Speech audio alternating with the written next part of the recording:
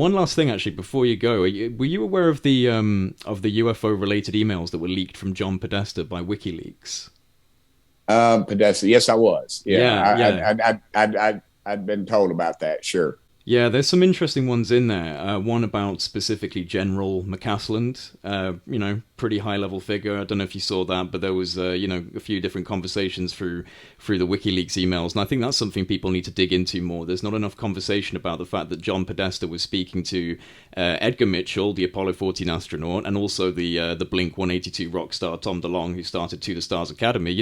And there was, I think there's one actually I've got written down here before we run off, where he's talking about, this is Tom DeLonge talking about General McCasland. And he says, he mentioned he's a skeptic. He's not. I've been working with him for months. I just got done giving him a 4-hour presentation on the entire project a few weeks ago. Trust me, the advice has already been happening on how to do all of this. He just has to say that out loud. But he's very, very aware, and as he was in charge of all of this stuff. When Roswell crashed, they shipped it to the laboratory at Wright-Patterson Air Force Base. General McCasland was in charge of that exact laboratory up to a couple years ago. He not only knows what I'm trying to achieve, he helped assemble my advisory team. He's a very important man. So that's someone that I think people should be focusing their attention on, General McCasland. And any of these people, I don't know the fella from Blink 182. I'm a country music guy, so if it was Hank Jr. or something, or Leonard Skinner, some Southern rock band.